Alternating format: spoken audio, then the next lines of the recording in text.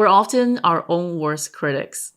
We compare ourselves to others in a society that surrounds us with stories of overnight successes and instant transformations. So you might feel under pressure to make things happen quickly.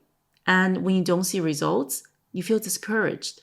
You try so hard, but feel like you got nowhere. When I used to set really big goals for myself and I failed to reach it, I would think that it's because of my lack of motivation, or it's because of my own abilities, or maybe I just gave up too soon.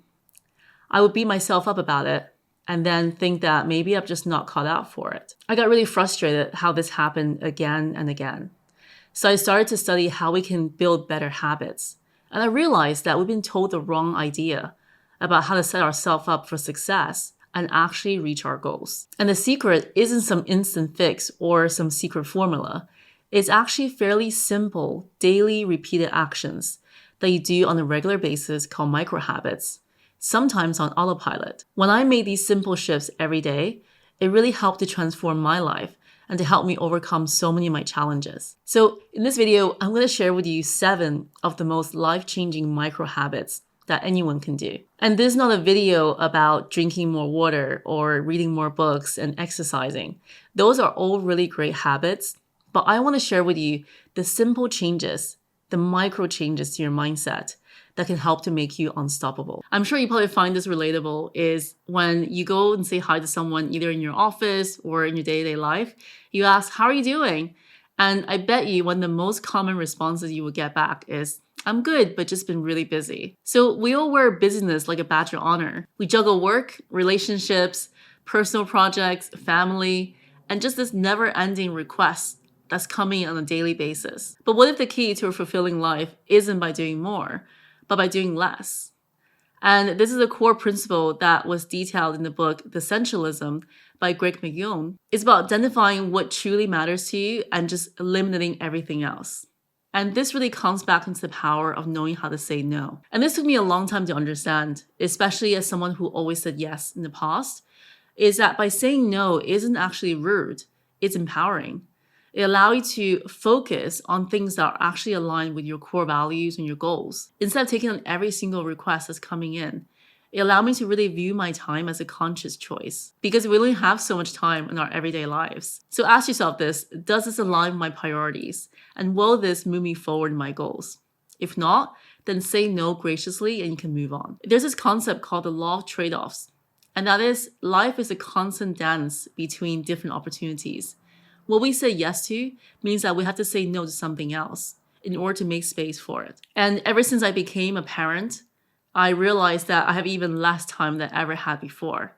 So I had to be really brutally honest with myself on how much I actually get done and saying no to everything else. And I absolutely love this one. This is something that I learned from the productivity expert Derek Sivers, where he calls it the hell yeah test.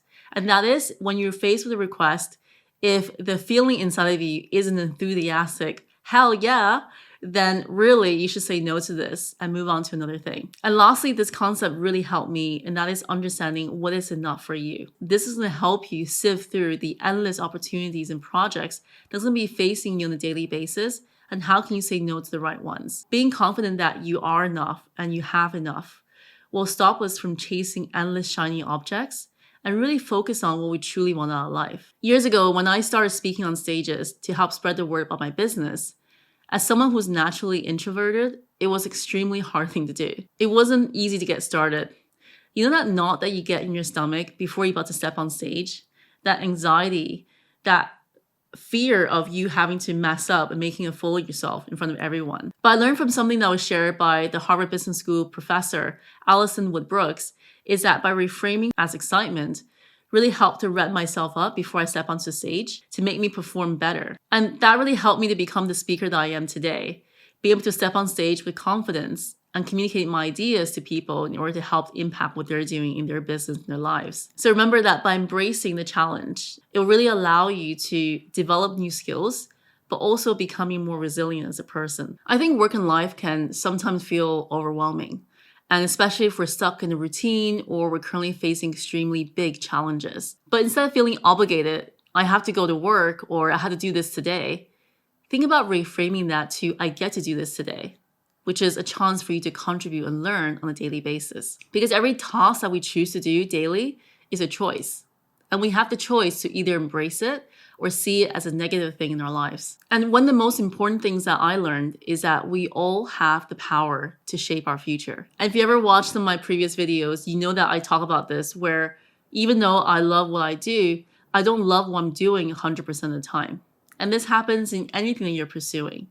And this reframing of that mindset of from I have to do this to I get to do this is really the key part, where you get to embrace everything that's good and bad in what you're working on. And it will help you get through those days when it's super, super tough and you just want to give up and just throw in the towel. So I really invite you to take a moment to reflect on this, to think about what is it about what you're doing right now that lights you up, that makes you passionate about it? What kind of skills do you want to learn and hone going forward? And how can you change the I have to do this list to a I get to do this list? When you understand your deeper desires, it will help you to make the change that you need in order to shift the things on your list from I have to do to I get to do, and move you closer to living a fulfilled life, to show up and do what you get to do every single day. You probably feel like this the way that I do, is that life at the moment are going by so fast.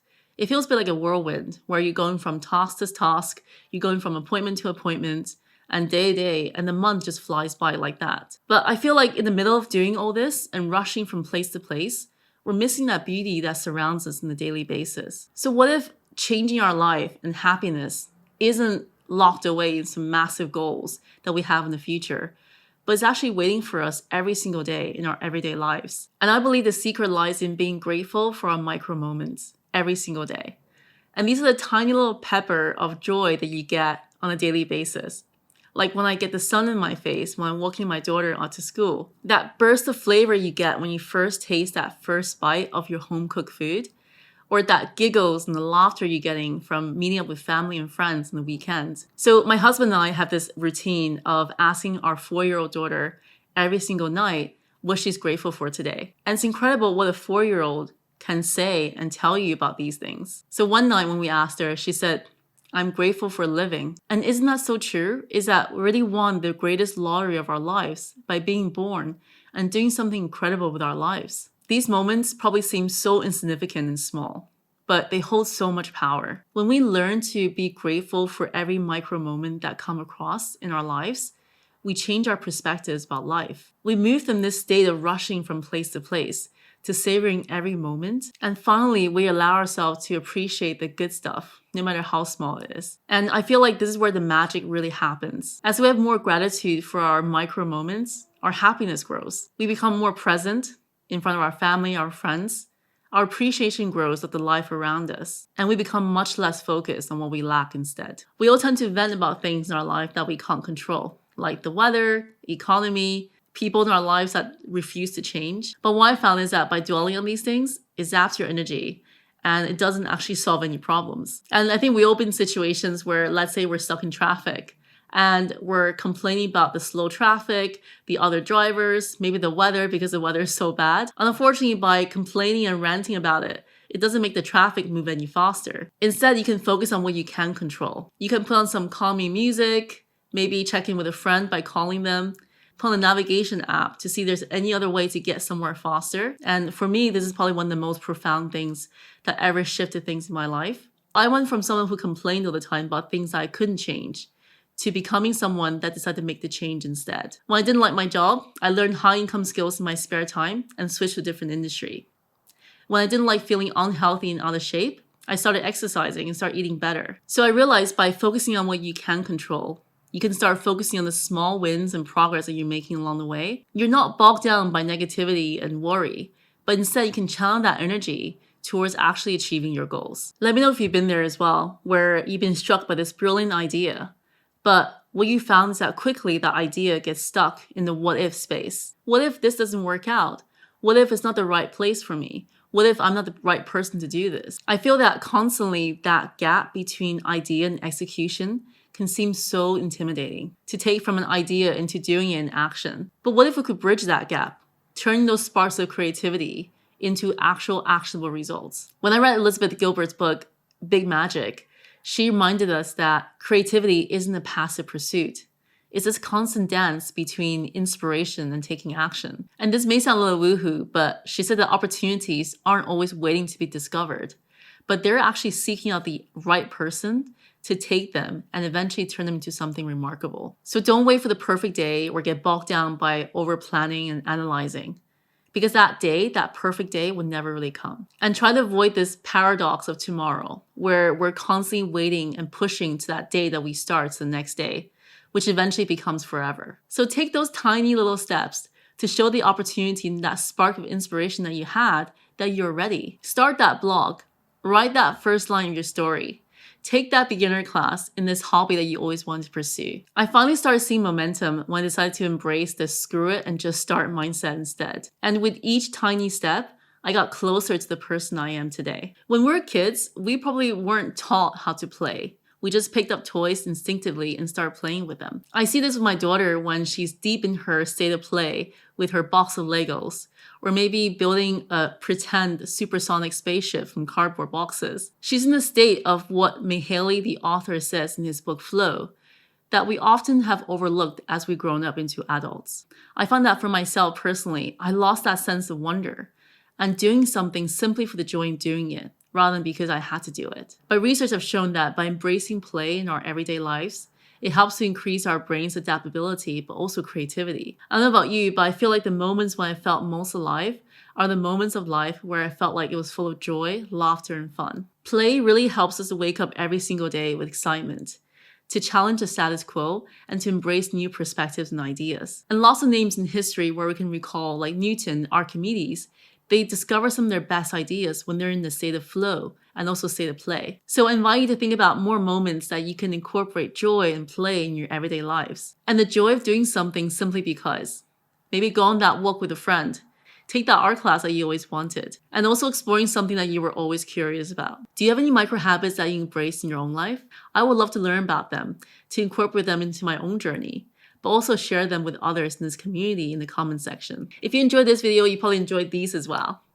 Thank you so much for watching, and don't forget to hit that subscribe button so you get notified every time I release a new video. See you in the next video.